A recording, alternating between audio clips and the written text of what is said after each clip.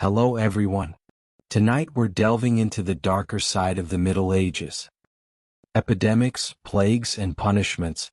The truth is, forget about the castles and knights Hollywood tells you about. You probably wouldn't last a single day of that. So before you relax, take a moment to support me by liking the video and subscribing, but only if you truly enjoy what I do on this channel. And let me know in the comments where you're tuning in from and what time it is for you. It's always fascinating to see who's joining us from around the world. Now dim the lights, maybe turn on a fan for that soft background hum. And let's ease into tonight's journey together. Congratulations, you've just woken up in the year 1325. The good news, you're alive. The bad news, so are the fleas. Your bed is a half-rotted straw mattress stuffed with bugs and hay that smells like a barn floor because it was a barn floor 3 months ago. There's no memory foam, no pillows, and definitely no Egyptian cotton sheets. Just a wool blanket that hasn't been washed since last winter and now weighs roughly as much as a small cow from the accumulated grime. You blink awake as the church bell clangs in the distance. It's the medieval version of an alarm clock, only louder and somehow even less merciful. Your home is a wooden hut with one room, no windows, and a charming open-concept floor plan where your family, livestock, and domestic insects all share the same space. The smell, oh, it's a fragrant symphony. A subtle blend of stale beer, human sweat, goat, and something you pray isn't mold but know in your soul probably is. Scented candles haven't been invented. And even if they were, they just melt on your dirt floor. You try to stretch but immediately regret it because the air is freezing and your joints ache. You're 22 years old, which in medieval terms is roughly middle-aged. Your spine cacks like an old wooden door, and your knees sound like a bag of rocks being shaken by a confused peasant. Getting out of bed is a gamble. The floor is either wet from last night's rain, which leaks through the thatched roof, or crusty from something your neighbor's chicken did. Either way, your bare feet are now part of the ecosystem. Oh, and privacy. What's that? Your entire family and maybe a random cousin who just never left are waking up beside you. There's no bedroom, no curtains, no me time, just communal everything. Welcome to morning in medieval Europe, where you're never truly alone because parasites, rodents, and 8 other people are always with you. And this is just how your day starts. It only gets worse from here. So, you've managed to crawl out of your medieval haystack of horrors. Congrats. Now nature calls. And it's not calling politely. Screaming. Here's the part where you start missing the modern bathroom. There's no toilet, no seat, no toilet paper, no flush, not even a mildly resentful plunger in the corner. In the 14th century, relieving yourself is an adventure, a social experiment, and often a small public event. If you're a peasant, your bathroom is likely a wooden bucket behind the house, which is already full because Uncle Wolfstan had a rough night after eating bad turnips. The smell is biblical. You hold your breath, do your business, and then here's the kicker. Toss it into the street. Yes, the street. You're supposed to shout something like Garde à l'eau before dumping it out the window. That's Old French for watch out below. Although, frankly, no one ever moves fast enough. Streets in medieval towns are open sewers, a charming river of human waste, animal droppings, and mystery liquids you'd rather not examine. If you're lucky enough to live in a town with public latrines, congratulations. You get to sit shoulder to shoulder with strangers in an outhouse where privacy is a myth and ventilation is a cruel joke. You might make small talk but try not to breathe too deeply. Toilet paper, never heard of it. Most people wipe with straw, leaves, rags, moss, or if they're feeling especially indulgent, a scrap of wool. Sometimes nothing at all. Which might explain why handshakes weren't popular yet. And if you're in a castle, surely it's better, right? Well, sort of. You might have a guard robe, a hole in the wall that drops your waist directly into the moat. Great idea, except that your enemies know this. And yes, attackers sometimes climbed in through the waist chute. Talk about entering through the back door. So whether you're a farmer or a baron, medieval toileting is a humiliation ritual. It's cold, it's public, it's dangerous, and it's never not disgusting. One slip on a wet stone path and you're face first in humanity's leftovers.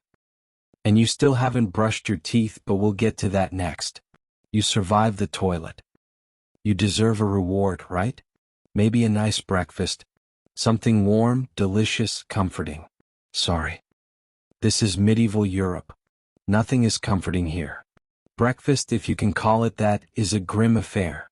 There are no eggs Benedict, no coffee machines sputtering awake, and certainly no avocado toast. You sit down or squat near the fire to a wooden bowl of something that looks like it was scraped off a muddy boot. Welcome to your daily ration of pottage. Pottage is a thick, gloopy stew made of whatever you can find. Grains, root vegetables, maybe a few beans if you're lucky. It's been simmering in the same pot for days, sometimes weeks, and new ingredients are just dumped on top of the old ones. It's less of a recipe and more of an ongoing edible experiment. On the side, a hunk of bread so hard it could deflect arrows. It's made from coarse rye or barley flour, often bulked up with sawdust, ground up acorns, or other creative ingredients because wheat is a rich man's fantasy. This loaf is not your friend. You don't slice it. You negotiate with it. What about drinks? You're not sipping orange juice or an oat milk latte. You're drinking beer. Yes, beer. At 6 a.m. What? Because the water is teeming with parasites and filth. So, you start your day with weak ale, low alcohol, high survivability. Kids drink it too. No one's happy about it, but at least it won't kill you immediately. Want some meat or cheese? Dream on. That's for Sundays and saints' feast days, and only if your Lord is feeling generous. Most peasants don't eat meat more than a few times a year. As for fresh fruit, only when it's in season and not already fermented into wine, and don't even think about spices unless you're royalty. A pinch of pepper costs more than your monthly wages. Salt is valuable enough to be locked away, so you chew your gritty bread, gulp your medieval beer, and try not to think about the rat that may have nibbled your porridge in the night. Breakfast doesn't energize you. It just happens to you. And now that you're properly underfed, it's time to work like your life depends on it because it absolutely does. So, you've eaten your sad medieval breakfast and now it's time to get dressed. Not that it'll help. Your wardrobe consists of exactly one outfit. 1. It's a rough wool tunic or linen shift that you've worn every day for months, possibly years. There's no such thing as seasonal fashion. There's just wear this until it disintegrates or gives you a fungal infection. Underwear optional. If you're lucky, maybe a linen under tunic. If you're not, well, you're going commando under layers of scratchy, sweaty wool, all lovingly stitched together by someone who probably had no idea what a seam was supposed to look like. There's also no washing machine, no soap, and absolutely no dry cleaner in sight. So your clothes are stained, stiff, and scented like a compost pile that's been left to marinate in a pigsty. Even if you wanted to wash them, it's not easy. You'd have to haul water from a river or, well, heat it over a fire, scrub your tunic on a board with ashes or lye, and hang it in the sun, which is out approximately 3 days a year. And don't get me started on shoes. If you own any, they're made of untreated leather, barely stitched together, and offer as much arch support as a banana peel. Most peasants just go barefoot through mud, through dung, through medieval landmines aka sharp rocks and disease puddles. All this means one thing. Your skin hates you. You itch constantly. Fleas, lice, and bed bugs live rent-free on your body. Everyone has them. Nobles, lousy monks, itchy children walking insect farms. No one escapes. You'll be scratching your armpit with a wooden spoon while chatting with the local priest. And no one will even bat an eye. Your skin is raw from rubbing. Your scalp a battlefield of bites. And if you develop a rash, well, too bad. There's no dermatologist, no hydrocortisone, no one to tell you it's probably scabies. You just keep on suffering. And if you're lucky enough to not get an infection, great. That rash will simply accompany you for the next 6 months like an unwanted medieval sidekick. Now that you're dressed in misery and wrapped in discomfort, it's time to head outside and start working yourself to death. Now that you're fully dressed in itches and damp wool, it's time to flash that morning smile. Except you don't. Because in the Middle Ages, smiling is a dangerous game. Not emotionally, dentally. There's no toothbrush, no toothpaste, no mouthwash, no floss. The concept of oral hygiene is about as popular as bathing, which is to say, not very. Some people might chew on a twig or rinse with wine or vinegar, but for the most part, your teeth are on their own and they're not doing well. By the time you hit your mid-20s, your smile looks like something pulled from a haunted crypt. Cavities are rampant. Gums are swollen. And those aren't just food stains on your teeth. That's decay. You have more rot in your mouth than a medieval root cellar. Sugar, while not yet everywhere, is becoming more common among the rich. Imported at great cost, mostly used in small cakes or to show off wealth. If you're a noble, congratulations. You get to rot your teeth faster than the peasants. If you're poor, you'll do it slowly over time with fermented bread, gritty porridge, and years of hard chewing. Toothaches, get used to them. They're like medieval weather, always there in the background. The kind of pain that makes you consider praying, drinking, or pulling the tooth out yourself with a pair of pliers. And that's not a joke. That was the actual treatment. Dentists didn't really exist, but barber surgeons did. Yes.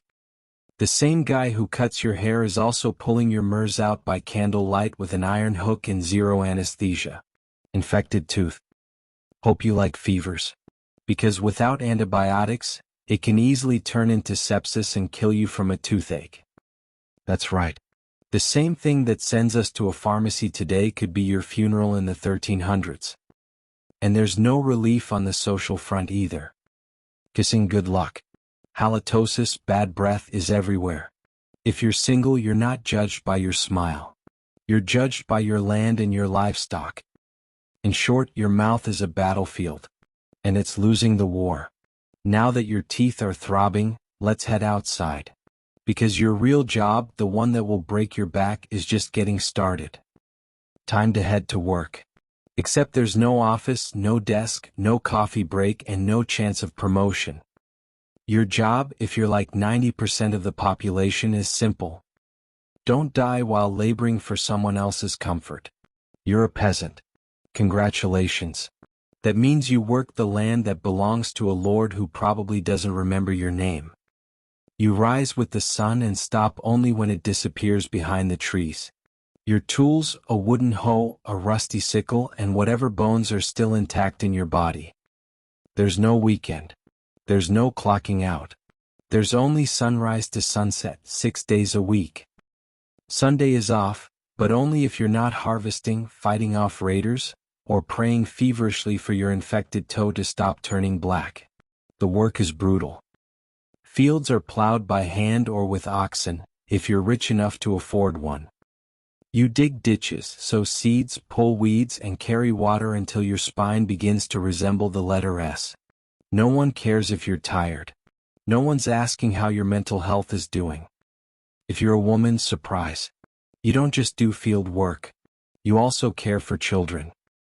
Clean, cook, spin wool, feed animals, and pretend your husband's lice infestation isn't slowly migrating to your side of the bed. Children, they start helping out around age 5. No school, no toys, just a tiny wooden rake and a dream of one day not dying of the flu. And if you're one of the few who isn't a farmer, maybe you're a blacksmith, a tanner, or a cooper, great. You still work with fire, chemicals, or animal guts all day in poorly ventilated sheds. The pay, basically survival. The perks, occasional bleeding, break a bone, too bad. Get a fever, drink some warm beer, and keep going. You can't afford to stop, not even for a day. Because if you don't work, you don't eat. And if you don't eat, well, medieval Europe has a solution for that. It's called being replaced. So, you grip your shovel, ignore the blisters, and keep digging. Because in the Middle Ages, your job isn't a career. It's a slow-motion endurance test. Now that your back is on fire from laboring in the fields, let's talk about the weather. Because in the Middle Ages, Temperature is less about seasons and more about ongoing punishment from the sky. Let's start with winter. There's no insulation, no central heating, and no weathering. Just wooden walls with gaps you could throw a chicken through. Your windows covered with cloth, not glass. The fire in the hearth, nice in theory, but you don't have enough firewood to keep it going because wood is expensive, and gathering it from the forest is sometimes illegal. Yes, you can be executed for picking up the wrong stick from the wrong forest. You bundle up in your one damp wool tunic, huddle near the dying embers, and still wake up with your nose frozen. Your feet permanently cold, often damp. Your fingers so stiff they feel like tiny medieval popsicles. Frostbite isn't diagnosed. It's just called bad luck. Now fast forward to summer. Sounds better, right? Wrong. In summer your home turns into a clay oven. There's no fan, no cross breeze, and absolutely no deodorant. You sweat through your layers, but you can't remove them because showing too much skin is scandalous and also invites sunburn, insect bites, and social judgment. The flies are out in full force, attracted to your unwashed body, and the smell of last week's goat stew that's still fermenting in the corner. Mosquitoes buzz by your ear while you sleep. Assuming you can sleep through the sound of your neighbors yelling and babies crying. In the fields the sun bakes you. No sunblock, no hat, unless you fashion one out of straw like a desperate scarecrow. And the worst part, you still have to work. Heat stroke is just called taking a bad turn. So you're either shivering in your own havel, wondering if your toes will make it to spring, or you're sweating through your only pair of socks while your thighs chafe into oblivion. And the one thing that never changes no matter the season, your clothes still itch, your food is still terrible, and your next job still waiting. Welcome to climate control medieval style. There is none. Feeling thirsty? Need to freshen up? Want to splash a little water on your face to wake up from this damp fever dream of a life? Too bad. In medieval times, water isn't your friend. It's trying to murder you quietly. Let's start with drinking. The nearby stream looks fresh, bubbling, and clear like something out of a fantasy movie. But spoiler alert, it's not. Upstream, someone just dumped a chamber pot into it. And if not that, then a dead pig is probably decomposing in it. Parasites, bacteria, and the entire microbial army of medieval Europe awaiting in every sip. That's why people drank beer. Yes, beer, even children. But before you imagine medieval kids doing keg stands, understand that it was small beer, weak in alcohol, strong in survival. Brewing boiled the water, so it was safer than whatever flowed through the town ditch. Wine was another option if you were rich enough to afford it and unconcerned with functioning properly before noon. What about bathing? Surely water was used for cleaning. In theory, yes. In practice, absolutely not. See, back then, people believed bathing actually opened your pores and let the disease in. That's right. Washing yourself was considered medically risky. You were cleaner apparently if you never removed the protective layer of filth caked onto your skin. Communal bathhouses did exist, but they quickly gained reputations as places for gossip, scandal, and sometimes full-on medieval extracurriculars. So, naturally the church got involved and shut many down. Even if you did want to bathe, it was a full production. You'd need to fetch water from the well, boil it over a fire, fill a wooden tub that leaked, and then pray no one else in the house used it before you or worse after. And rainwater collected in open barrels where birds poop, insects breed, and moss thrives.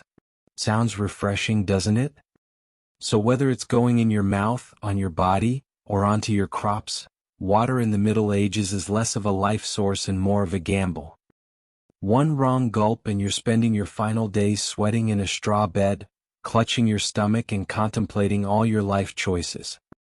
Next time you sip tap water, raise a glass for our ancestors. They didn't have the luxury of hydration without hazard, so you drank the water. Or maybe you didn't. Maybe you just stubbed your toe on a rock shaped like disappointment.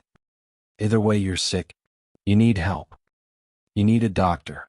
Too bad you live in the Middle Ages where medicine is really just polite torture with a theology degree. Let's start with the diagnosis. Everything wrong with you, whether it's a cough, rash, broken bone, or the creeping plague, is caused by your humors being out of balance. The four humors were blood, phlegm, yellow bile, and black bile. According to medieval science, your health depends on keeping them balanced like some sort of internal soup. Got a fever? Too much blood? The answer? Bloodletting. That's right. Let's drain your life force into a bowl using a dull blade or a hungry leech.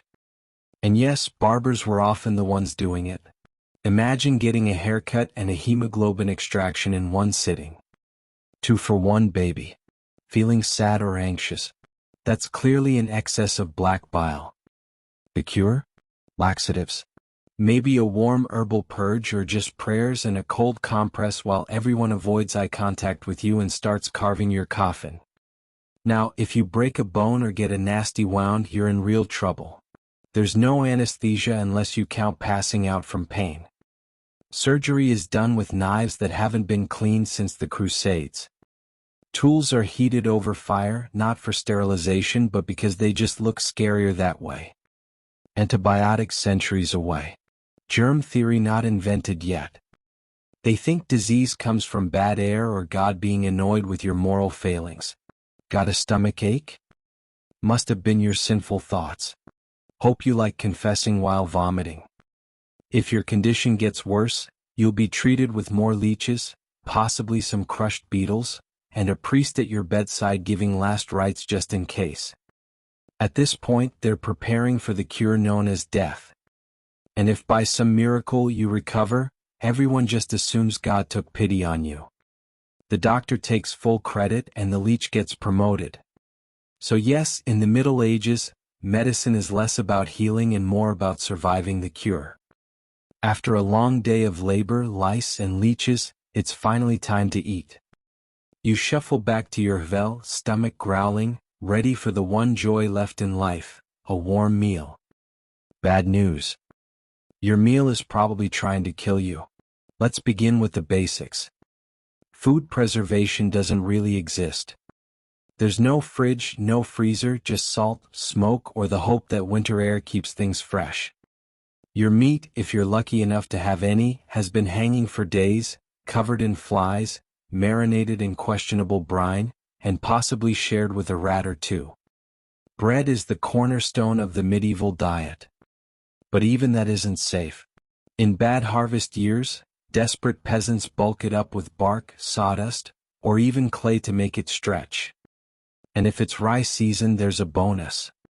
Ergot, a fungus that causes convulsions, hallucinations, and sometimes death. It's like eating bread laced with LSD and tetanus. Vegetables only if they're in season. And you know what's always in season? Turnips. So many turnips. Boiled, mashed, or floating in pottage. Which is basically a hot swamp of mystery ingredients that's been simmering since your great-grandfather's funeral. Fruit might be available in the fall, but it rots quickly and sugar is rare, expensive, and hoarded by the rich to show off their blackened teeth. Dairy is another gamble. Fresh milk spoils in hours. Butter and cheese fare better, but they're loaded with bacteria. People eat them anyway because frankly it's either that or chew your boodle leather. And let's talk about seasoning. Spices like pepper, cinnamon, or nutmeg. Worth more than gold. For the average peasant, flavor comes from onions, salt if you're lucky, and pain. Most meals taste like wet burlap sprinkled with sadness.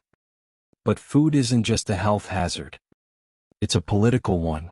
Game animals belong to the Lord, not you. Caught poaching a rabbit, you could be fined, imprisoned, or even executed. That's right. Your dinner could get you hanged. So, as you sit down to eat your gray stew by flickering firelight, remember every bite is a risk. But you eat anyway. Because in the Middle Ages, food doesn't nourish. Tess you. It's evening now. You've worked, suffered, and barely digested your suspicious stew. You might think the day is winding down, but don't get too relaxed because God is watching. So is the priest, and so is your neighbor Agnes, who will absolutely rat you out if you miss Mass. In medieval Europe, religion isn't just part of life. It is life. The church controls your calendar, your laws, your education, if you can read, your birth, marriage, death, and everything in between. Think of it as your spiritual landlord. And you're always behind on rent. Every day is structured around prayer bells. The town church bell rings in the morning, noon, and night. Not because people need reminders, but because missing prayer is a sin. Forget to bow. Sin. Eat meat on a Friday. Sin. Think about your neighbor's wife in that one dream, double sin. And yes, hell is very real. Vividly real. Priests describe it in glorious detail. Rivers of fire, lakes of boiling blood, demons with pitchforks, and eternal wailing. If the plague doesn't scare you, eternal damnation definitely will. You can't read the Bible yourself because it's written in Latin, a language reserved for monks, clergy, and that one noble kid who's too good for dirt. You rely on the church to interpret everything for you. That means if the priest says your crop failure is because you didn't pray hard enough, well, time to kneel harder. Tithes, 1/10 of everything you own, are mandatory. If you grow wheat, you give wheat. If you raise chickens, you give eggs. If you have nothing, congratulations. You're spiritually bankrupt and financially doomed. Holidays, they're holy days. Dozens of them. And while they offer breaks from labor, they're not for fun. Therefore, attending Mass, fasting, confessing sins, and reminding yourself that joy is a dangerous indulgence. Questioning the church is dangerous, heretics are burned, witches are drowned, blasphemers are flogged, and skeptics are quickly reformed. So you go through the motions. You chant. You bow. You pray that your soul, after enduring this dirt-covered life, might finally land in paradise, assuming the priest likes you. Because in the Middle Ages, God may be merciful, but the church not so much. If you thought being a medieval peasant was rough, try doing it as a woman. All the filth, famine, and fear, plus childbirth, subservience, and social invisibility. In the Middle Ages, being a woman is like being on hard mode with no health potions and no restart button. From birth, a girl's life path is pretty much locked in. Marry young, bear children, serve your husband, die tired. Education not likely. Unless you're from a noble family and sent to a convent, your intellectual development stops around the time you learn how to churn butter and patch a tunic. Marriage happens early. Really early. It's not weird to be betrothed at 12 and pregnant by 14. It's not about love. It's about land, livestock, and alliances. Your opinion not required. Once married, you're basically your husband's property. Your job is to produce heirs, feed everyone, keep the house running, and not complain. Because complaining might get you branded a nag or worse, a witch. That label comes with a complimentary drowning or burning, depending on local fashion. Childbirth is a death lottery. There's no prenatal care, no sterile tools, no anesthesia. Midwives do their best, but even minor complications can mean death for the mother, the child, or both. Some women survive 10 pregnancies. Many don't survive 2. But don't worry, once the baby is out, your work increases. Now you have a screaming infant in a lice-ridden hut, and you're expected to nurse, cook, clean, and still help in the fields. You don't get a break.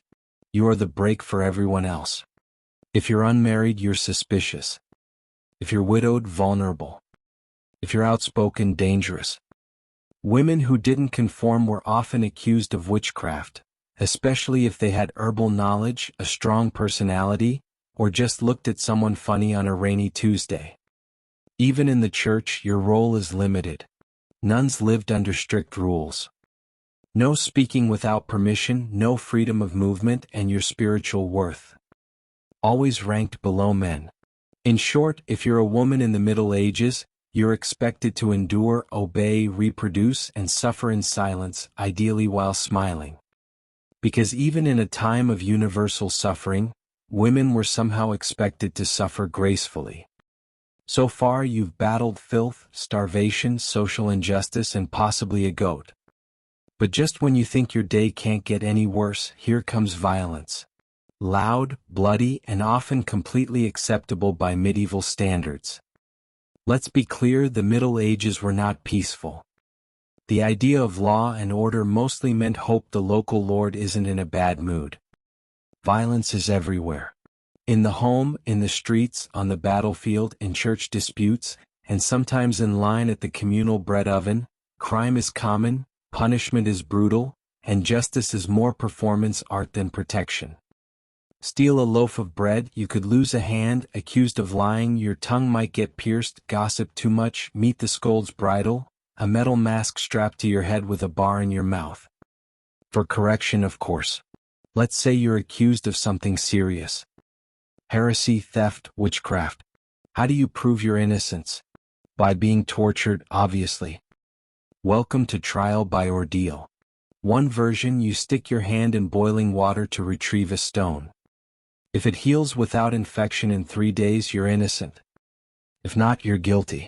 Another option, you're tossed into a river. If you sink, you're innocent and probably dead. If you float, you're guilty and will be punished anyway. It's like a medieval game show where the prize is survival and the host is actively rooting against you. And if you're sentenced to death, that's a public event. Executions are performed in front of cheering crowds, hangings, beheadings, burnings. Sometimes people bring snacks. It's the medieval equivalent of cable TV. Domestic violence completely normal. Husbands were allowed, even expected, to discipline their wives and children. Street fights commonplace. You could be beaten just for looking the wrong way at a noble's horse. And war always simmering. Local feuds, territorial disputes, religious crusades. Someone's always marching off to stab someone else in the name of honor, God, or boredom. Violence isn't a breakdown of society in the Middle Ages. It is society. Everyone lives with the constant knowledge that life is fragile, justice is arbitrary, and your neighbor might bash your head in over a pig. So walk carefully, keep your eyes down, and never trust anyone with a club. At this point, you've made it through the lice, the leeches, the laundryless misery, and the looming threat of public disembowelment. But now comes the final chapter of most medieval lives, an early and unglamorous death. If you're alive and still breathing past the age of 40, you're practically a celebrity. You might even be referred to as the Old One, which is less of a nickname and more of a statistical miracle. Let's break it down. The average life expectancy hovers around 30-40 years, but that number is dragged down heavily by infant mortality. Nearly half of all children died before reaching age 5. Disease, malnutrition, or one bad winter was all it took. No vaccines, no antibiotics, no hope. If you survived childhood, you entered adulthood already exhausted. Work began as soon as you could walk upright, and by 25, your joints creaked like a monastery door. You might be missing several teeth, a finger, and most of your original optimism. Women faced a particularly deadly gauntlet, childbirth. It was one of the leading causes of death for medieval women. No pain relief, no medical intervention, just prayer, hot water, and someone holding your hand while you bled out on a straw-stuffed cot. For men, the dangers were different, but equally relentless. Farming accidents, infections from minor wounds, a neighbor's drunken rage, a crusade gone sideways. Even walking to the market could be risky if you crossed paths with a bored bandit or an angry tax collector. Death could also come quietly from the plague, which turned cities into cemeteries overnight. Or from famine, which could last entire seasons, thinning out entire villages. Or from bad luck, like eating spoiled grain and spending your final hours hallucinating and screaming at the walls. In funerals, you were lucky if you got one. Bodies were often buried quickly to avoid disease. No embalming, no polished coffins, just a hole, a few murmured prayers, and a shallow mound of earth. If there was enough space left in the churchyard.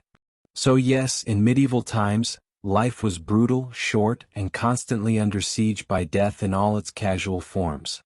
You didn't retire. You just stopped showing up. And speaking of exits, let's move on to your final chapter. The medieval dream dies. So, how's your day been? You've woken up in filth, relieved yourself into a bucket, brushed your teeth with wishful thinking, nearly passed out from hunger, worked until your spine cried for mercy, scratched your way through itchy wool, prayed to not get plague, and barely dodged a public execution for owning a squirrel. Welcome to a single day in medieval Europe. Still dreaming of becoming a knight? Think again. That romanticized version of the Middle Ages. Gallant swordsmen, noble ladies in towers, heroic battles and feasts in candle-lit great halls. It's a myth polished by fairy tales and fantasy books. In truth, the medieval world was gritty, cruel, and deeply unfair. Hierarchy was everything. If you were born poor, you stayed poor.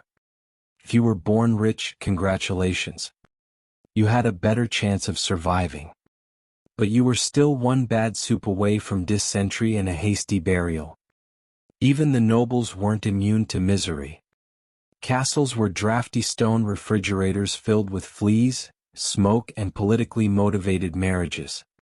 Sure, you had a fur cloak and a goblet of wine, but also a 50% chance of dying in a skirmish or from an infected splinter.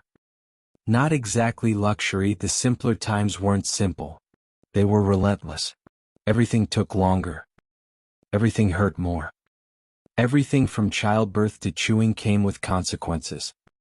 Life was survival, not leisure.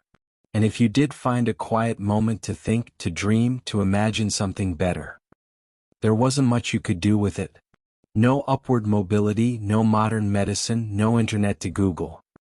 What's this weird rash? You lived, suffered, worked, and died within a 10 miles radius of where you were born. But here's the wildest part. Through all of this, people still laughed, sang songs, told stories, fell in love, and found meaning. Not because life was easy, but because humans are stubborn like that. Even in the darkest chapters, they made space for light. So tonight, when you slip into your clean bed with indoor plumbing, antibiotics, and central heating, maybe say a quiet thank you to the modern world and to your ancestors who fought rats, famine, and feudalism so you wouldn't have to. Long before she was Catherine the Great, Empress of all Russia, mistress of reform and icon of ambition, she was simply Sophie. Born Sophie Federica Augusta von Anhalt in 1729, she was the daughter of a relatively obscure German princely family. Her tiny duchy in Pomerania offered little in terms of power. But Sophie herself, she had something no title could provide. Razor-sharp intelligence, relentless charm, and a quiet, burning hunger for greatness. Her upbringing was strict.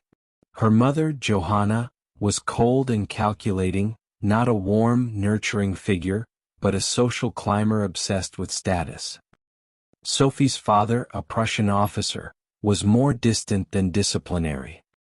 From a young age, Sophie learned to walk the fine line between obedience and cunning. She read voraciously, spoke multiple languages, and learned how to observe a room before speaking in it.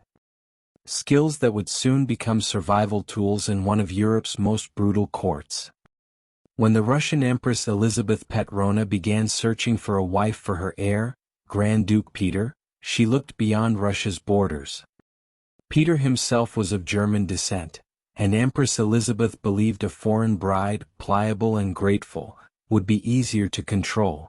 Sophie fit the bill perfectly. Noble blood, Lutheran faith, which she'd be forced to abandon, and a reputation for both grace and humility. At just 14 years old, Sophie was summoned to Russia. She arrived in the freezing capital of St. Petersburg in 1744, wearing thin German fabrics and a diplomatic smile. Her mother pushed her forward like a chess piece. Sophie, however, had her own game in mind. To become acceptable in Russian society, she converted to Orthodoxy, taking the name Ekaterina Alexa, Catherine.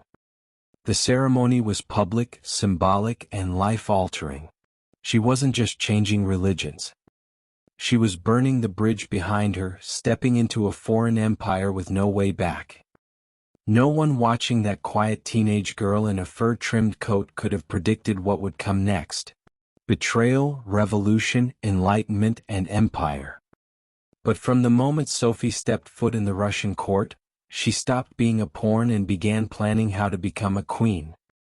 Catherine's marriage to Grand Duke Peter was meant to secure her place in Russian royalty. But from the very beginning, it felt more like a cage than a crown. Peter, heir to the Russian throne, was not the dashing prince of fairy tales. Awkward, immature, and obsessed with toy soldiers, he was far more interested in playing war games in his chambers than governing an empire or showing affection to his new wife. Some accounts even suggest he refused to consummate the marriage for years. He idolized Frederick the Great of Prussia and resented the Russian court that had adopted him. In contrast, Catherine embraced Russia with a fierce determination. She learned the language, studied its history, and memorized Orthodox rituals. She wanted to belong. Peter wanted to escape. This mismatch wasn't just emotional. It was political. The Russian court was a viper's nest of gossip, paranoia, and brutal power games. Empress Elizabeth still ruled with absolute authority, but her health was in decline. Everyone knew a transition was coming and everyone had an agenda. Catherine was watched constantly. Her letters were read, her friendships monitored, and her every move scrutinized. She couldn't trust her husband, her mother, who was still whispering in her ear on behalf of foreign interests, or even her servants. In this world, alliances could turn into accusations overnight. But Catherine was no fool. She learned to play the court's games quietly, cultivating allies in the shadows. Charmed military officers, made friends with scholars, and developed a reputation for dignity and restraint, a stark contrast to her husband's childish tantrums and open contempt for Russian traditions. Behind closed doors, Catherine began reading Enlightenment thinkers like Voltaire and Montesquieu. While others saw her as a young consort, she was building a vision, not just for herself but for Russia, a nation of strength, education, and reason. But there was one problem. The longer Peter lived, the longer Catherine remained in limbo, a powerless wife to a man unfit to rule. So she waited, observed, and planned. She knew the Russian throne wouldn't be inherited. Would have to be taken. In 1762, after nearly 2 decades of waiting, watching, and quietly maneuvering, Catherine saw her moment, and seized it with breathtaking precision. Empress Elizabeth had died, and Peter, now Peter III, was finally Tsar.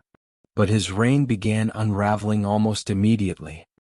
In just a few short months, Peter alienated the church, offended the nobility, insulted the army, and lavished praise on Prussia, Russia's longtime enemy. He reversed key policies, humiliated the clergy, and talked openly about divorcing Catherine to marry his mistress. The court, already wary of his erratic behavior, turned cold. The army, filled with generals loyal to Catherine, grumbled in corridors. Even ordinary Russians, devout and patriotic, saw Peter as a foreign puppet who mocked their traditions. Catherine, watching all of this unfold, made her move. In July of that same year, while Peter was away at his summer palace, Catherine launched a bloodless coup d'etat. Supported by key military officers, including her lover, Gregory Olaf, and his influential brothers, she rode through St. Petersburg in full regalia, was proclaimed Empress Catherine II, and won the allegiance of the powerful imperial guard. Peter, caught off guard and without allies, surrendered within days. He was taken into custody and shortly after found dead under mysterious circumstances. Officially, it was reported as a hemorrhoidal colic. Unofficially, it was murder. Catherine was now empress. Not by birth, not by marriage, but by will, wit, and audacity. It was unprecedented. A foreign-born woman with no legitimate claim had taken the Russian throne without a single battle. But her real challenge was just beginning. She had to transform that bold grab for power into a lasting legacy. Would Russia accept her? Would the nobility respect her? Could she hold the empire together without falling victim to the same fate as her husband?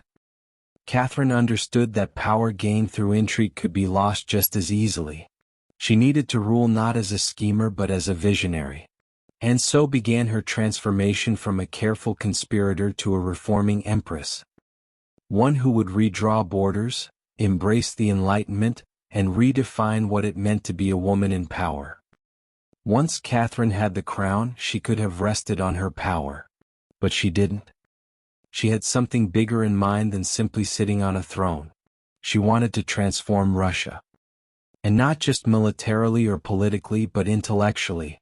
While Peter had worshipped Frederick the Great and toy soldiers, Catherine idolized Voltaire, Diderot, and the bold thinkers of the Enlightenment. She believed in reason, progress, education, and the role of a monarch as a servant of the people, even if she herself ruled with absolute authority. Catherine didn't just read Enlightenment philosophy. She lived it. She corresponded directly with Voltaire for over 15 years, flattering him while defending her autocracy. She invited Diderot to her court and even purchased his entire library to support him financially. Behind closed doors, she pored over legal texts, debated reforms, and crafted policies to modernize the empire. Her early reign was filled with efforts to codify Russian law. She formed the Legislative Commission in 1767, an ambitious project intended to rewrite the entire legal code of Russia. Catherine's own Nikasas or instruction was a political manifesto in disguise, one that spoke of equality before the law, the dangers of torture, and the responsibility of rulers to serve the common good. For an empress in 18th century Russia, it was radical. But Enlightenment ideals had to survive the realities of Russia, a vast, feudal, deeply conservative land ruled by nobles who liked their serfs exactly where they were, beneath them. Catherine knew this. While she advocated reform, she moved carefully. She abolished some forms of torture, expanded access to secular education, and built schools and libraries. But she also reaffirmed the nobility's control over their serfs to keep them loyal. This was Catherine's balancing act. A philosopher queen in public, a practical empress in private. She walked a tightrope between ideology and survival, between the shining salons of Paris and the gritty politics of Moscow. Her vision for Russia was bold but always calculated. In many ways, Catherine wasn't trying to make Russia European. She was trying to make Russia modern on her terms. And that meant reform, yes, but with an iron hand and a velvet glove. Catherine wasn't content with reforming Russia from within. She wanted to expand it outward to make it an empire worthy of fear, admiration, and envy. Where Peter the Great had opened a window to the west, Catherine aimed to knock down the walls. Under her leadership, Russia's borders stretched wider than ever before. She waged wars not just to defend her crown, but to reshape the map of Europe. One of her most significant campaigns was against the Ottoman Empire. These wars, fought in waves throughout the 1760s and 1770s, weren't just about territory. They were about influence. Catherine saw herself as the liberator of Orthodox Christians living under Muslim rule and as the rightful protector of Eastern Europe. Under generals like Alexander Suvorov and Gregory Pumpkin, Russia captured key regions including Crimea, the northern coast of the Black Sea, and access to warm water ports, something Russian czars had coveted for generations. These victories weren't just military, they were symbolic. With each conquest, Catherine sent a message. Russia was no longer the distant backward cousin of Europe. It was a continental force. She also turned her gaze westward. In a series of deals and diplomatic maneuvers, Catherine participated in the partitions of Poland, carving up the struggling Polish-Lithuanian Commonwealth along with Austria and Prussia. By the end of the Third Partition in 1795, Poland was erased from the map and Russia claimed vast new lands and millions of new subjects. But Catherine didn't just conquer with armies. She also colonized with ideas. New cities were built. Trade routes were expanded. German settlers were invited to cultivate Russian farmland. The empire became a mosaic from the icy Baltic to the sun-drenched shores of the Black Sea. And through it all, Catherine remained the central force, reading reports, issuing orders, and personally overseeing the shape of her expanding empire. Critics would accuse her of being power-hungry, even imperialistic. But to Catherine, expansion wasn't ambition. It was destiny. A great ruler, she believed, was measured not just by ideas but by borders. She didn't just want to rule Russia. She wanted to remake it as a civilized empire, feared by its enemies, respected by its peers, and loyal to her alone. For all her brilliance and power, Catherine the Great was just as famous for what went on behind palace doors. And no, not all of it was whispered in libraries. Catherine's private life became one of the most talked about aspects of her reign. She had lovers, not just one or two, but a carefully curated parade of them, many decades younger, often handsome and sometimes politically influential. She didn't hide them. In fact, she often rewarded them with titles, estates, and pensions if they behaved well. If not, they were quietly dismissed, sometimes with a polite thank you and a promotion. Among the most important of these lovers was Gregory Pumpkin, a man as brilliant as he was bold. Their relationship blurred the lines between romance, politics, and partnership. Some historians believe they may have even married in secret. Together, they shaped military campaigns, colonization projects, and the transformation of southern Russia. Pumpkin wasn't just a lover. He was her co-ruler in many ways. Still, Europe couldn't look past the scandal. Gossip swirled. Satirical pamphlets painted her as lustful, insatiable, even unhinged. And after her death, the rumors only got worse. The most infamous being the completely false and grotesque tale involving a horse spread by her enemies to smear her legacy. But why the obsession? Simple. Catherine was a woman who wielded power unapologetically. And in a world where female rulers were expected to be either saintly virgins or tragic figures, she refused to play the role. She lived, loved, and ruled on her own terms, and that made her dangerous. Ironically, while her critics painted her as immoral, Catherine herself was deeply philosophical about love and sexuality. She believed pleasure was a natural part of life and that personal relationships didn't have to threaten public responsibility. She separated emotion from governance, a feat few male rulers managed. In reality, her liaisons were often strategic. She surrounded herself with men who were loyal, capable, and politically useful. And when they ceased to be, she let them go, usually with a smile and a generous retirement. Catherine's love life didn't weaken her rule. It was part of her strategy. A blend of passion and power that made her unforgettable, envied, and feared. For all her charisma and control, Catherine's reign was not without peril. And in 1773, that peril came in the form of a bearded Cossack named Ilan Pugachev. He was no ordinary rebel. Pugachev claimed to be none other than Peter III, Catherine's dead husband. According to him, he had survived the coup and now returned to reclaim the throne from the German usurper. It was absurd. Peter was long gone. But to Russia's oppressed and exhausted lower classes, the claim didn't need to be true. It just needed to offer hope. Pugachev promised liberation, an end to serfdom, lower taxes, and land for the common people.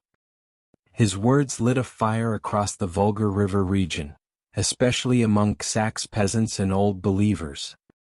In a time when the gap between nobles and serfs had widened brutally, his promises sounded like salvation.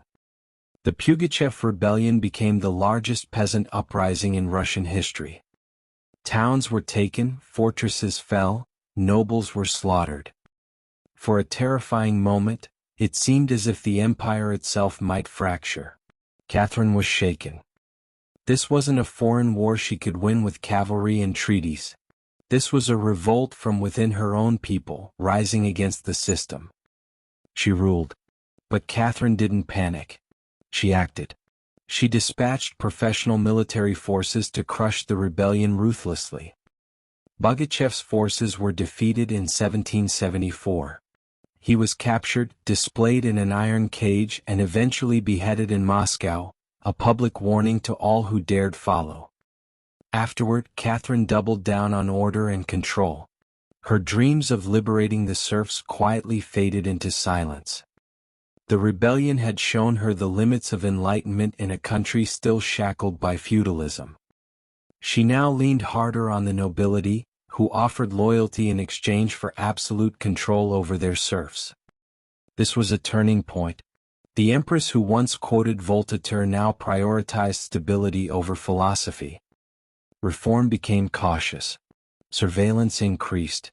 Rebellion even whispered was to be stomped out before it had breath. Pugachev may have lost his head, but he left behind a warning that haunted Catherine.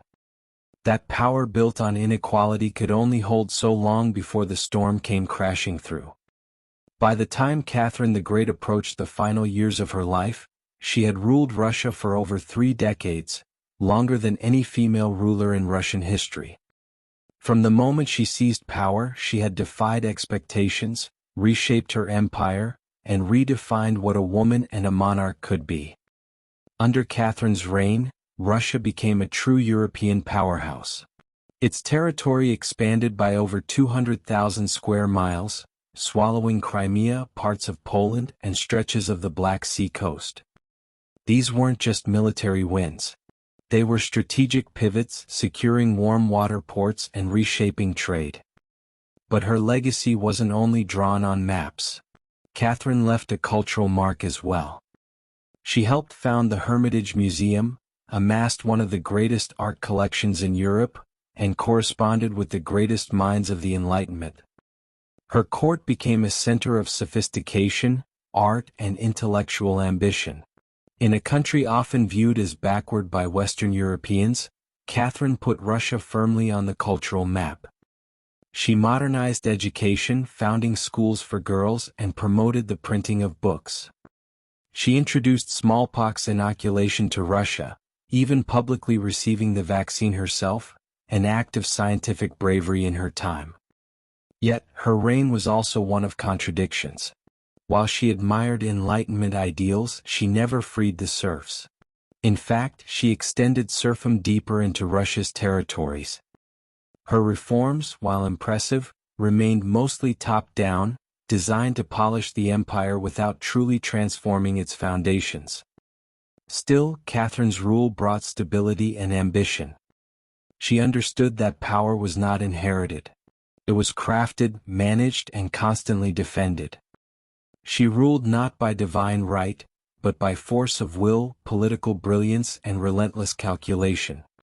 She was called many things: a user, a tyrant, a reformer, a seductress. But above all, she was effective. When she died in 1796, Russia was wealthier, larger, and more formidable than it had been in centuries. She left behind a throne secure, an empire expanded, and a legend that would endure for centuries. Catherine didn't just reign. She ruled with intellect, strategy, and an unapologetic grip on history. And in doing so, she became more than an empress. She became a myth. For all her power, expansion, and enduring legacy, Catherine the Great was still at her core a woman navigating a man's world and reshaping it in her image. Behind the imperial portraits and state decrees was someone deeply aware of how precarious her position was. She was not born Russian. She came to the throne through a coup. She ruled an empire that didn't want a woman in charge. And yet she not only endured, she thrived. Catherine was never content to be ornamental. She read constantly, wrote endlessly, and never stopped learning. Her daily schedule was intense. Hours of reading reports, corresponding with foreign powers, editing state papers, and managing a court filled with rival factions. She wasn't content to simply sit on the throne. She worked the throne like a stateswoman born to it. She was also in many ways lonely. She surrounded herself with courtiers, lovers, and artists, yet wrote in her memoirs of how few people she could truly trust. Her son Paul, whom she distrusted and kept away from state matters, grew into a man she feared would undo all her progress. Her greatest emotional partnership with Gregory Pumpkin faded into deep friendship, but his death in 1791 left a wound that never truly healed. Catherine crafted her image carefully. She understood the power of narrative and wielded it better than most monarchs of her age. She posed as Mother of Russia, enlightened monarch, warrior, empress, and lover of the arts. But beneath those roles was a woman who had endured rejection, betrayal, scandal, and rebellion and kept going. When she died in 1796, she left behind an empire transformed, but also questions. Could she have done more to end serfdom? Were her Enlightenment ideals compromised by politics? Was she more reformer or ruler? History remembers her by the title she never gave herself, the Great. It wasn't because she was flawless or kind or just. It was because she took power and wielded it on her own terms in a time and place where women weren't supposed to have any. She didn't just wear the crown. She rewrote what it meant to deserve one. In the humid depths of the Chiapas jungle in southern Mexico, the ruins of Palenque whisper stories from the ancient Maya world. Towering temples rise above the canopy, their limestone faces eroded by time, but still brimming with secrets. And in 1994, one of those secrets revealed itself. A team of Mexican archaeologists led by Fanny Lopez Jimenez was surveying Temple 3, a relatively modest pyramid next to the more famous Temple of the Inscriptions, the burial site of the mighty King Piel the Great. Temple the Throne wasn't expected to hold much until they noticed something odd. A sealed hidden chamber beneath the structure. No looters had touched it. It was pristine. When the archaeologists broke through and lowered themselves inside, they found a stone sarcophagus resting in silence. The air was heavy with the weight of centuries. As they opened the lid, red dust rose like smoke, brilliant, shocking red. The interior was covered in powdered cinnabar, a toxic mercury sulfide used ceremonially by the Mir. And lying within that crimson cloud was the skeleton of a woman. She had been buried with care and reverence. Her bones were fragile but intact, her skull still wearing a jade mask, and her body surrounded by offerings, necklaces, diadems, ear spools, all crafted from jade and shell. Everything about the burial screamed royalty. Yet no name was inscribed. No glyphs identified her. It was one of the richest female burials ever found in Mesoamerica. And yet it was a total enigma. Why was she buried in red powder? Who was she? Was she a queen, a priestess, or perhaps even Pal's wife? The researchers called her the Red Queen and the name stuck. But even with modern forensics, they couldn't say for sure who she was, only that she had lived around the 7th century during the golden age of Palenque. Unlike most Maya tombs, hers had been hidden, untouched, and purposefully isolated. Her burial wasn't just ceremonial. It was spiritual. This woman wasn't meant to be remembered with words. She was meant to be remembered through ritual, through color, and through the mystery she left behind. The most haunting feature of the Red Queen's tomb wasn't her jade jewelry or the silence of the sealed chamber. It was the red dust. A thick layer of powdered cinnabar covered everything. The sarcophagus, the walls, her bones, even the offerings around her. It clung like blood to stone. To the mayor, this was no accident. Cinnabar, made from crushed mercury sulfide, was one of the most sacred and dangerous substances in the ancient world. Its vibrant red color wasn't just visually striking.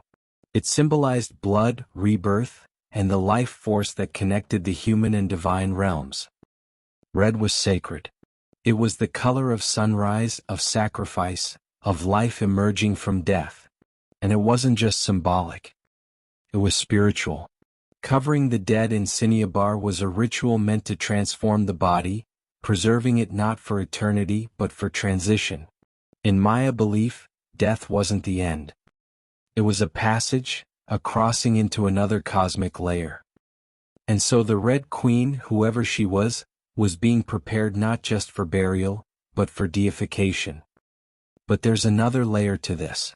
Cinnabar is toxic. Repeated exposure can lead to mercury poisoning, tremors, hallucinations, even death. The mayor likely didn't understand the chemistry, but they felt its potency. It was volatile, powerful, dangerous. To bathe the corpse in it was to declare this person was no ordinary mortal. In Palenque very few were buried with cinnabar. Pal the Great, the mighty king whose pyramid dominates the site, was one. His body, like hers, was also saturated in the red powder. That detail alone drew speculation. Was the Red Queen his wife, his mother, or someone of equal divine status? Her skull had been placed on a layer of jaguar skin, another sacred symbol. Around her, bone needles, obsidian blades, and miniature jade figurines hinted at rituals performed either during her life or in her honor at death. Every part of her burial told a story without words. A story of power cloaked in secrecy. A woman prepared to cross into the underworld, not in silence but in ceremony, drenched in the color of sacrifice.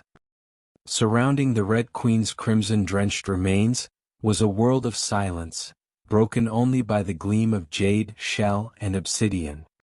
These were not mere ornaments. They were offerings, each one carefully chosen to accompany her on the journey to the Maya afterlife, the Xibalba. At her sides were jade necklaces, heavy and cold, their polished surfaces still radiant after 300 years underground. Jade was not just beautiful. It was sacred. The Maya considered it a symbol of eternal life. It represented the green of maize, the vitality of the jungle, and the breath of the gods. Only the elite were buried with jade. For the Red Queen, it covered her chest, wrists, and ears. A clear sign that in life she wielded influence, perhaps even divine favor. One of the most haunting objects was the Jadirari mask placed delicately over her face. Unlike the golden death masks of Egypt, this one was subtle, constructed from dozens of tiny mosaic tiles arranged to mimic the contours of her skull. The mask served a ritual function to protect the soul, to preserve identity, and to present her as divine in the eyes of the gods. Scattered near her bones were bone needles, obsidian blades, and shell artifacts. These could have been tools of ritual or symbols of her status as priestess, healer, or royal matriarch. One bone pin was engraved, faint but purposeful. A small echo of her voice lost to time. At her feet and along the edges of the tomb were ceramic vessels, still sealed, likely once filled with offerings. Food, drink, or incense to sustain her spirit beyond death. The mayor believed the afterlife was a journey, dangerous, layered, filled with challenges. These items weren't luxuries. They were necessities. To modernize, the tomb feels intimate, not overloaded, but intentional. There was no gold, no chariots, no pomp, just items chosen with spiritual weight. It was a map for the soul. Through these treasures, we glimpse how the mayor understood death, not as finality but as a transition of power. The Red Queen wasn't buried to be forgotten. She was being prepared to ascend. For all the grandeur of her tomb, the Red Queen left behind one haunting void. No name, no inscriptions adorned her sarcophagus. No glyphs on the walls identified her. She was clearly someone powerful. But who? From the moment her tomb was opened, scholars began trying to connect the dots. The most compelling theory that the Red Queen was Zakbuayar, the wife of Kinich Janab Pal, known today as Pal the Great, the most famous ruler of Palenque. Zakbuaha was more than just Pal's consort. She was born into nobility and married into Palenque's royal dynasty at a young age. She bore at least 3 sons, all of whom held high status, and she played a key ceremonial role during her husband's reign. If anyone could be buried with such honor, it was her.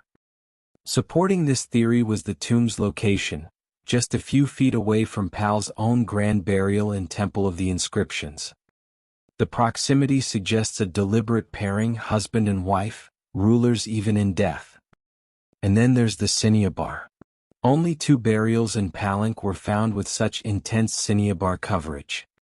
Pal and the Red Queen. It's unlikely this was coincidence.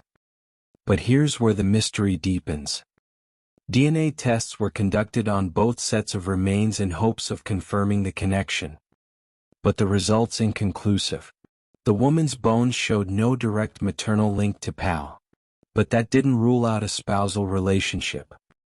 After all, marriage does not require shared blood. Some have argued she could have been Sakuk, Pal's powerful mother who ruled Palenque before he came of age. Others suggest she may have been a high priestess or a sister or a royal ancestor whose name has simply been lost to history's erosion. Still, the evidence points most strongly to Takueo, a queen by title, a mother of kings and a spiritual counterpart to Pal. The lack of a name may not be an oversight. It may have been intentional. In Maya cosmology, the soul lived on not through monuments, but through ritual, symbol, and the whispers of the earth. And so, the Red Queen remains suspended between legend and truth. A woman who ruled, remembered not in stone, but in scarlet and silence. To understand the Red Queen, we must understand the world she came from. A world where Maya women, especially royal ones, held more influence than many realize. In Maya civilization, politics was often a family affair. Royal women weren't merely passive consorts. They were diplomats, priestesses, and power brokers. They conducted rituals, sponsored temples, and played crucial roles in maintaining dynastic legitimacy. Their bloodlines were political capital used to forge alliances and secure claims to the throne. Take Sakuk for example, the mother of Pal the Great. When the throne of Palenque was left vacant, she took power herself and ruled as queen regent until her son came of age. She wasn't a placeholder. She was a ruler in her own right, issuing decrees and overseeing construction projects.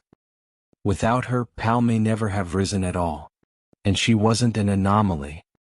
Across the Maya world, in places like Yakilan, Nanjo, and Calakmul, inscriptions show women performing major ceremonies, engaging in warfare diplomacy, and sometimes ruling outright. They were often portrayed in stele and murals, dressed in elaborate headdresses and regalia, standing beside kings as equals or sometimes above them. Their words were carved in glyphs. Their names were remembered until they weren't. By the time Spanish conquistadors arrived centuries later, much of that memory had eroded. The colonial lens saw native women as silent figures in a male-dominated world. But the archaeology tells a different story, one of complex gender roles where power was negotiated, not simply inherited. This context casts the Red Queen in a new light. She may not have ruled in name, but her burial, rich, sacred, and positioned beside Pal suggests she was a central pillar in the royal order. Her jade mask wasn't just decoration. It was a symbol of identity, of power held in life and protected in death. Her bloodline may have been the very glue that held Palenque's dynasty together. In Maya civilization, a queen wasn't just a queen. She was a keeper of sacred lineage, a voice in ceremony, and often the bridge between gods and men. The Red Queen may be nameless, but in her world she was never voiceless. The Red Queen wasn't just buried with treasures. She was buried in architecture rich with purpose, layered with Maya cosmology, ritual symbolism, and intentional design. Her tomb wasn't merely a grave. It was a gateway to eternity. Her body was discovered inside Temple Third, one of the smaller pyramids within the heart of Palenque. Yet its proximity to Temple of the Inscriptions, the resting place of Pal the Great, is telling. These temples weren't built randomly. Their positioning was sacred, guided by astrology, myth, and dynastic legacy. Temple the Thi rises modestly compared to its grand neighbor. But it hides something even more intimate. A sealed crypt untouched by Ludders, perfectly preserved. It was constructed deep within the temple's core, accessible only by a steep, narrow staircase. The descent into her tomb feels almost symbolic, a ritual journey downward into the underworld. The chamber itself is stark, made of cut stone, sealed tightly for over 130 years. No glyphs or murals cover the walls. No ornate carvings tell her story. But perhaps that silence is intentional. This was a space not for the living to interpret, but for the dead to transform. At the center, her sarcophagus sits like an altar crafted from limestone. It echoes the grand stone coffin of Pal next door. While Pal's lid is famously engraved with scenes of cosmic rebirth, the Red Queen's tomb is more subdued. The focus is inward on the body, on the cinnabar, on the ritual of death itself.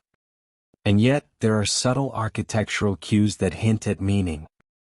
The tomb is aligned east to west, a symbolic path mirroring the sun's journey from life to death. The chamber is small but powerful. It feels deliberate, personal, a sacred enclosure for someone revered.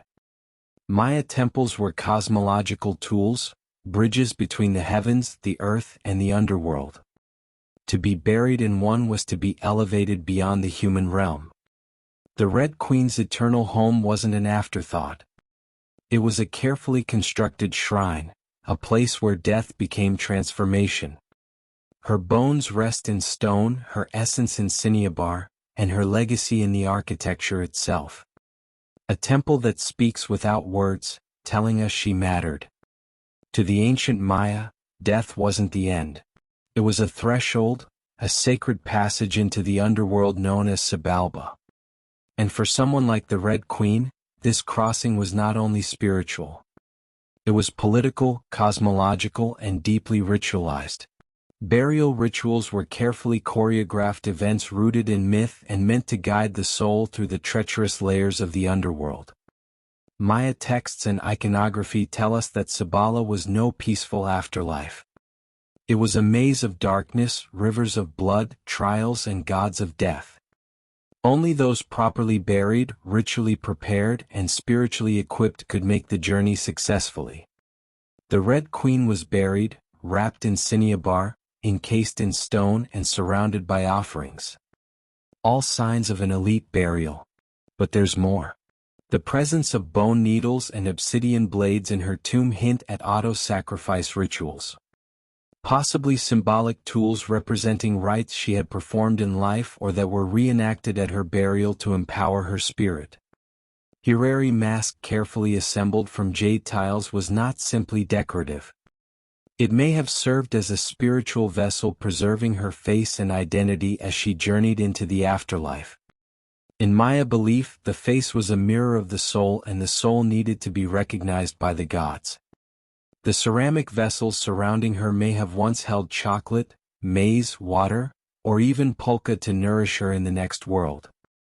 Other items like stingray spines or shell trumpets could have represented spiritual tools, calls to the gods, or tokens of ritual communication.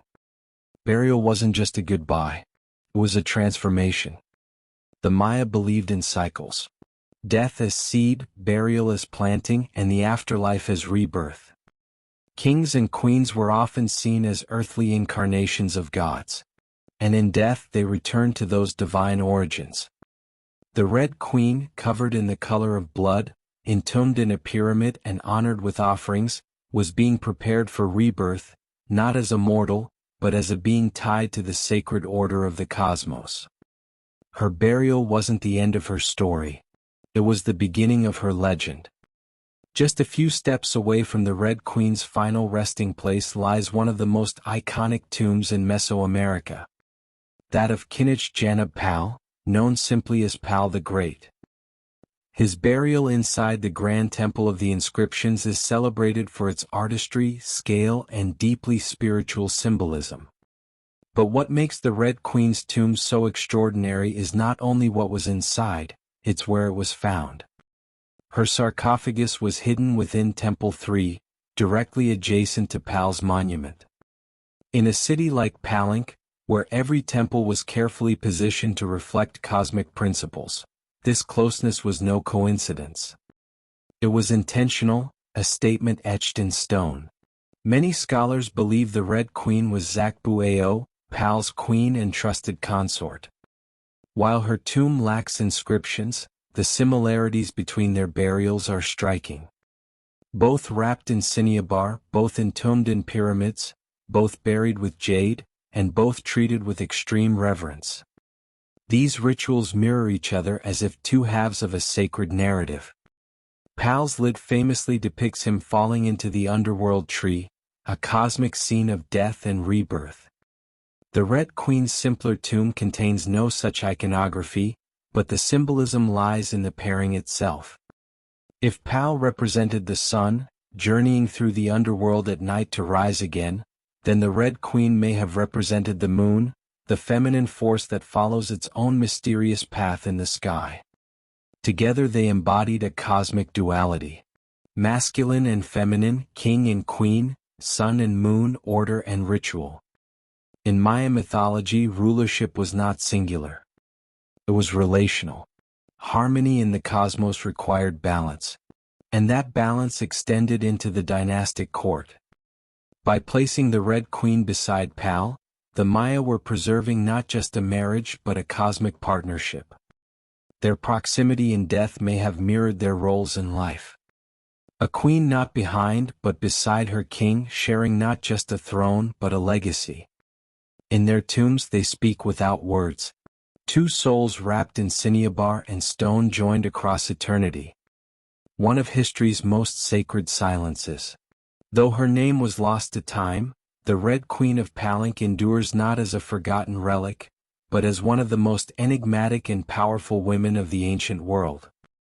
Her tomb, sealed for over 1,300 years, now whispers across centuries, inviting questions that echo louder with every discovery. She represents a mystery that still resists full understanding. We may never know exactly who she was. No glyph carved her name. No stealer told her story. And yet the care in her burial, the richness of her offerings, the symbolism of her crimson-drenched bones, all speak of a woman profoundly important, not merely as a wife or consort, but as someone who held real influence, spiritual weight, and royal blood. Today the Red Queen forces us to reevaluate assumptions. She's a reminder that in the ancient Maya world, women were not silent. They led rituals, governed cities, and shaped dynasties. While kings like Pal have long taken the spotlight, the Red Queen's reemergence reminds us that power did not belong to men alone. It flowed through mothers, queens, priestesses, and visionaries. Her legacy is more than the treasures she left behind. It's the conversation she started among archaeologists, historians, artists, and storytellers. Every jade bead, every layer of cinnabar, every architectural choice in temple that tells us something deliberate. This woman mattered. And perhaps that's the most extraordinary part of her story. Not what we know but what we still don't. The Red Queen teaches us that history isn't just a collection of facts. It's a living puzzle, a shared human longing to connect with the past. In that sense, her legacy is still unfolding. She lies wrapped in red, the color of life and sacrifice, of blood and rebirth. Her face, once hidden behind a jade mask, now stares back at us through science, art, and wonder. She remains nameless but not voiceless, mysterious but not forgotten. The Red Queen may have ruled a kingdom in life, but in death she rules something greater, our imagination. Her tomb was sealed in stone. Her story was written in silence. And still somehow she speaks. Frida Kahlo was born on July 6, 1907 in the vibrant district of Coyoacán, then a village on the outskirts of Mexico City. Her childhood home, the Casa Azul, the Blue House, was filled with color, contradiction, and quiet strength. It would later become a sanctuary, a battleground, and a museum to one of the most iconic artists of the 20th century.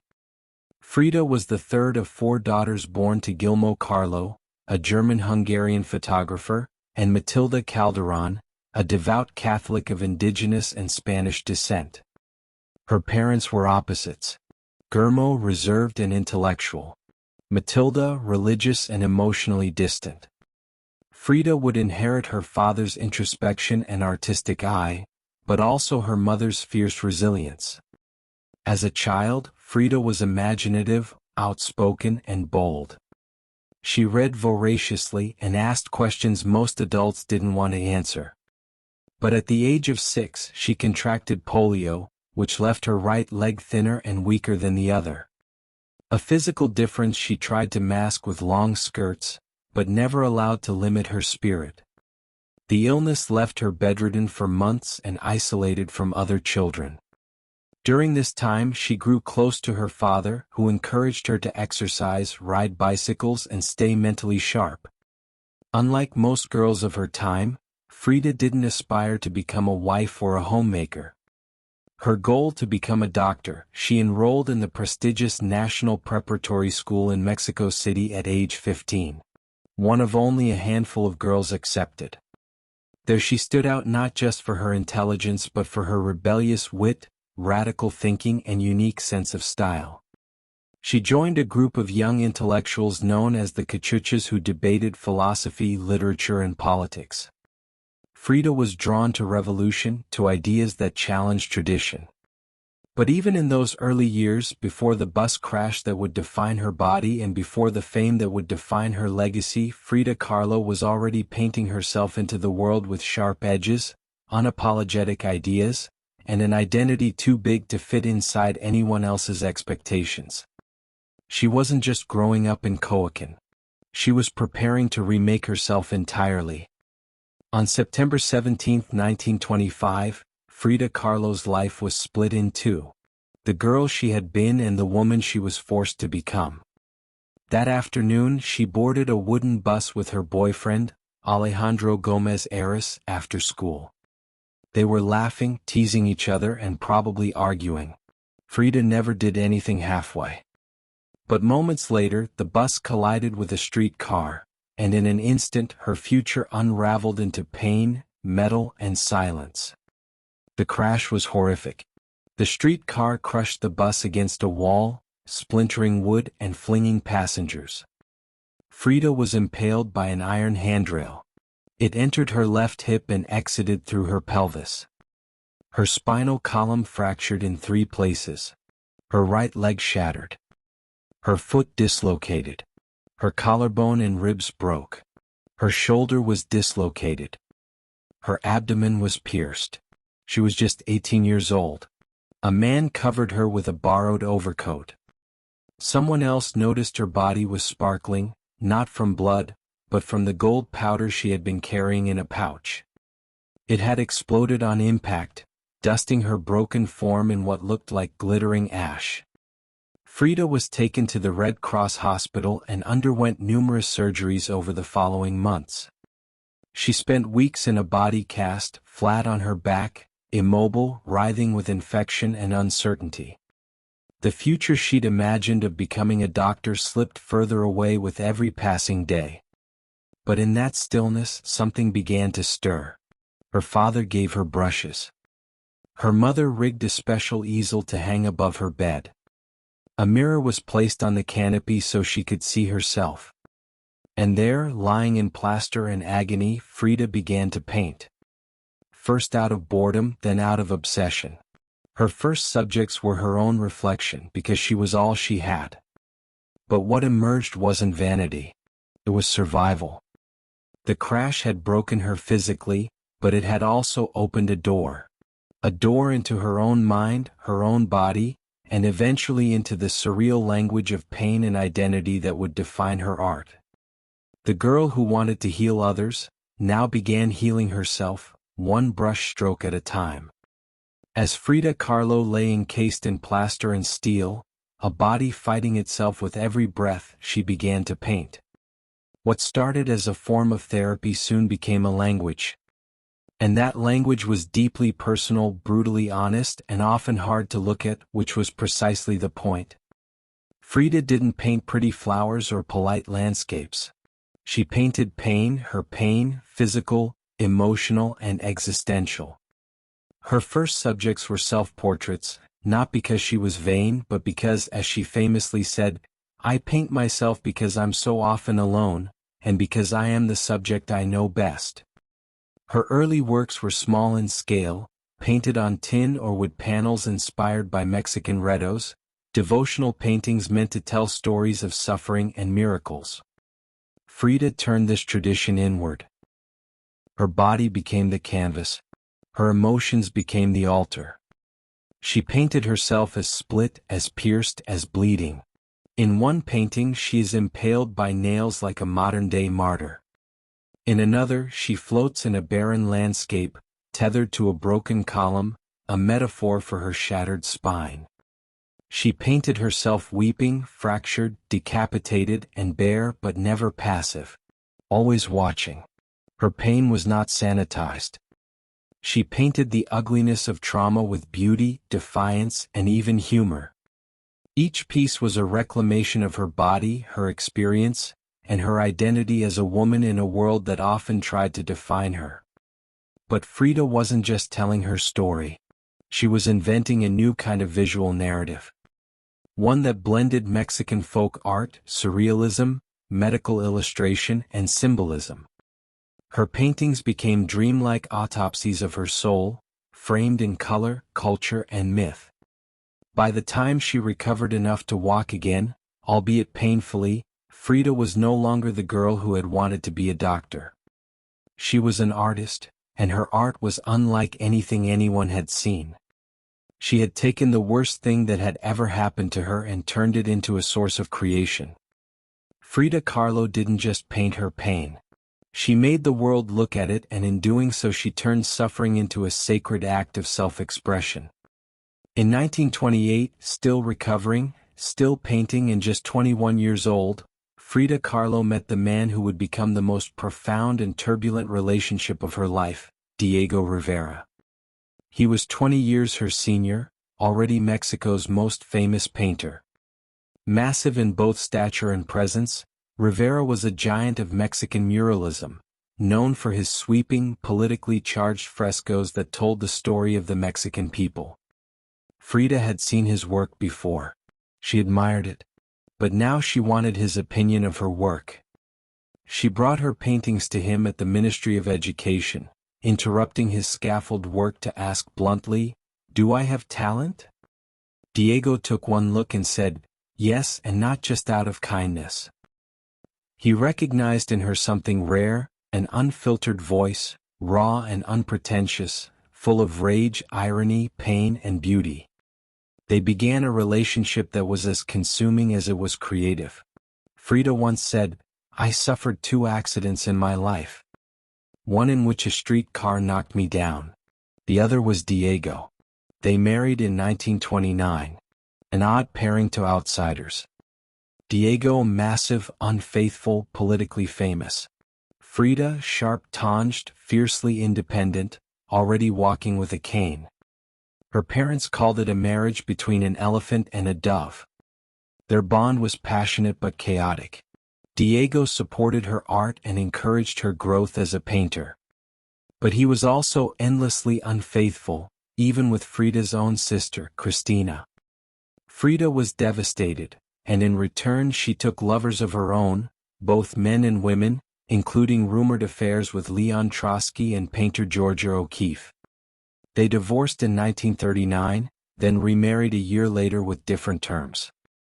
This time, Frida would keep her autonomy, her home, her money, her name. Their second marriage was less about traditional love and more about creative partnership and mutual understanding. Despite the betrayals and the heartbreak, Diego remained a constant force in Frida's life.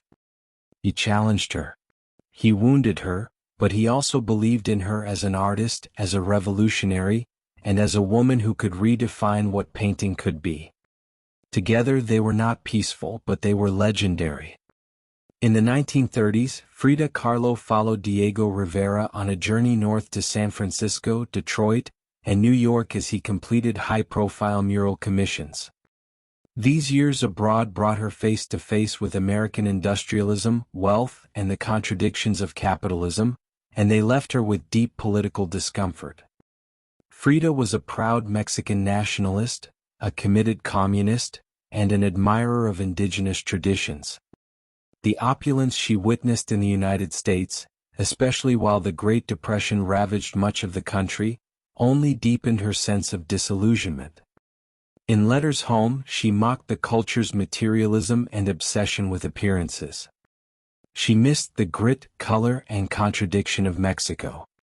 While Diego painted enormous murals on factory walls, Frida began to paint smaller, quieter revolutions, deeply personal works on tin and canvas. Her style solidified, sharp, surreal, emotional, and intimate. It was during this time that she produced some of her most iconic self-portraits. Frida didn't just paint herself for vanity. She painted herself to survive. Her identity became her landscape. With her body constantly in pain from her accident, multiple surgeries, and a failed pregnancy in Detroit, she turned inward.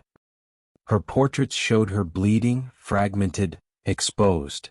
Yet her face was always calm, always direct, unapologetic.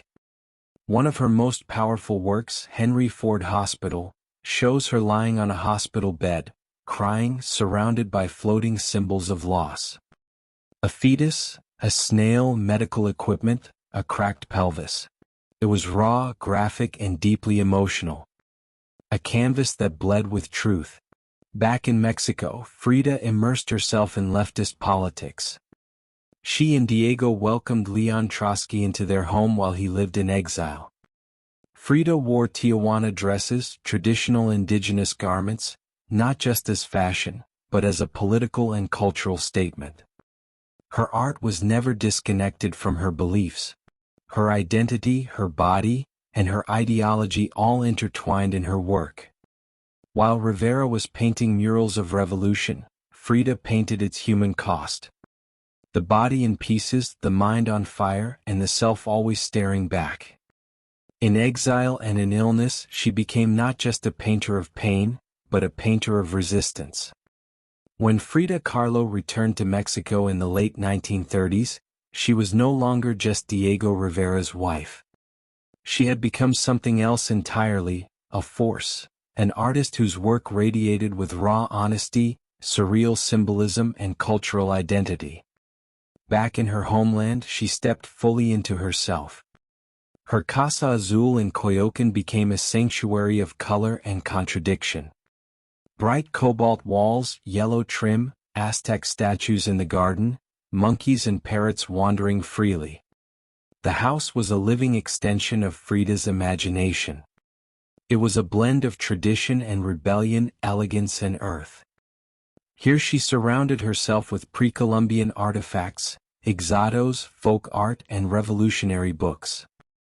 She wore bold Tijuana dresses, wove flowers into her hair, and painted amid the scent of copal incense and the sounds of mariachi on the street outside. This period marked an explosion of creativity. Her paintings became more intricate, more symbolic, and more political. Works like the two Fridas revealed a divided self. One in European dress with a bleeding heart, the other in indigenous clothing, strong and composed. It was Frida's visual autobiography, a portrait of love, loss, and heritage. In 1939, she exhibited her work in Paris, where artists like Picasso, Breton, and Kandinsky praised her fiercely original style. But even among the surrealists, Frida stood apart. When André Breton tried to label her as one of their own, she pushed back. "They thought I was a surrealist," she said. "But I wasn't. I never painted dreams. I painted my own reality." She painted Mexico, not the romantic postcard version, but the living, breathing country she adored. Her work pulsed with symbolism. Skeletons, hummingbirds, hearts, thorns, corn, and blood. She honored the indigenous roots of her homeland while unmasking the violence of its past and present. But even as her artistic voice grew stronger, her health continued to decline. Multiple surgeries, infections, and chronic pain became daily realities. Still, she painted through it, propped up in bed, torso bound in corsets, fingers clenched around the brush. Frida had returned to Mexico not to rest, but to reclaim her power through paint, through politics, and through her fearless embrace of the self. As the 1940s wore on, Frida Kahlo's body continued to betray her. Her spine was deteriorating. Her right leg was constantly infected. She underwent more than 30 surgeries in her lifetime, often in grueling succession. At times, she was bedridden for months, encased in body casts or immobilized by traction devices that stretched her bones apart. But still she painted.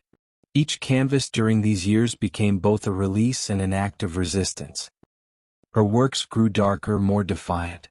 She painted with a clarity sharpened by pain, refusing to hide behind metaphor.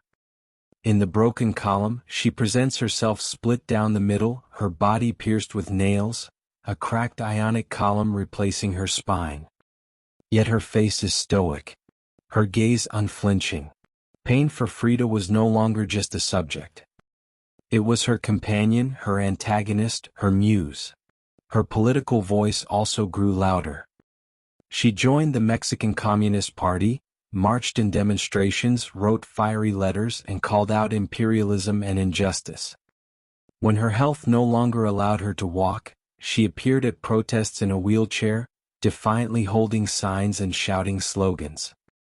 In 1953, Frida was given her first solo exhibition in Mexico, a long overdue celebration of her art. But her health was so fragile, doctors told her she couldn't attend. So she did what only Frida would do. She arrived by ambulance, carried in on a stretcher, and placed in the center of the gallery on her hospital bed.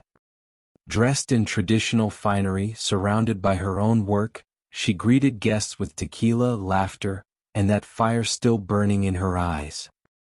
Her final paintings were both childlike and harrowing. In Marxism Will Give Health to the Sick, she painted herself wearing a steel corset cradled by the hands of Marx, casting away symbols of oppression. Her last known work was a still life of sliced watermelons. One piece bearing the words, "Viva la vida, long live life." Even in the face of death, she remained defiant, joyful, and political. Frida Kahlo's last portraits weren't just self-portraits. They were acts of revolution, painted in pain but always signed with life. On July 13, 1954, at the age of 47, Frida Kahlo died in the same place she had been born, La Casa Azul in Coyoacán. The official cause was listed as a pulmonary embolism, but those closest to her whispered of something deeper. She had been ill, yes, but also exhausted by pain, by surgeries, by the long war with her own body. Just days before, she had attended a political protest against the CIA coup in Guatemala. Weak and wheelchair-bound, she insisted on going, her clenched fist raised in the air. Revolution remained her final heartbeat. Her last diary entry was brief but piercing. "I hope the exit is joyful and I hope never to return." Frida's funeral was held at the Palacio de Bellas Artes, Mexico's most prestigious cultural institution. Her body, draped in the red flag of the Mexican Communist Party, was watched over by friends, family, artists, and revolutionaries. Diego Rivera was inconsolable. He called her the greatest love of his life. Even as his betrayals had nearly broken her. But in the years that followed her death, something extraordinary happened. Frida Kahlo refused to disappear. At first, her name was whispered only in art circles. Her works weren't easy to categorize, too political for surrealists, too surreal for traditionalists. But slowly her image, her story, and her defiance began to resonate. Through the 1970s and 1980s, as feminist scholars and activists reclaimed forgotten voices, Frida's became louder. She wasn't just a painter anymore. She was a symbol of pain turned into beauty, of feminism born through resistance, of Mexican identity celebrated without apology, of queerness, disability, revolution, and authenticity. Her face, unibrow, gaze, flowers in her hair became iconic. Her home became a museum. Her diary became a sacred text. And her paintings now hang in the world's greatest museums. Frida Kahlo had lived much of her life in Diego's shadow. But in death she stepped forward. She didn't just leave behind paintings. She left behind a mirror and dared us all to look. Not with pity, not with fear, but with fire. Today Frida Kahlo's face is everywhere. Printed on t-shirts, painted on murals, turned into dolls, memes, posters, and icons. Her signature unibrow, her flower-crowned hair, her direct gaze, all instantly recognizable. But what makes her legacy powerful isn't just that people know her face, is that they recognize the truth behind it. Frida didn't try to be flawless. She didn't fit into boxes. She wasn't conventional and she didn't care to be. In a world that demands perfection, she gave us realness. Raw, messy, vibrant, angry, joyful, contradictory realness. She celebrated what made her different. Her disability, her queerness, her politics, her culture, and turned it into art that transcended borders and decades. She's become more than an artist. She's a global symbol of defiance, feminism, cultural pride, and creative resistance. For queer communities, she's a fearless bisexual icon who lived openly and unapologetically in a time that demanded silence. For women, she's a reminder that power doesn't require permission. For disabled artists, she's proof that pain can fuel the brush, not stop it. And for Mexico, she's a daughter reclaimed, fierce, folkloric, and forever part of the national soul. Her paintings, once dismissed as too strange or too personal, are now among the most revered in the world. Works like the two Frieders self-portrait with thorn necklace and hummingbird and the broken column aren't just seen. They're felt deeply by anyone who has ever suffered and needed to turn that suffering into something sacred. She lived in the margins and turned them into center stage. She embraced contradiction. A communist who wore gold. A woman betrayed who loved again. A body in pieces with a soul unbreakable. And through it all, she painted not just with color but with conviction. Frida Kahlo never asked to be a symbol. She simply told the truth about herself. And in doing so, told the truth for millions of others who had never seen themselves reflected in art before. Now when we see her face, we see courage. We see color. We see resistance. We see Frida not gone but immortal.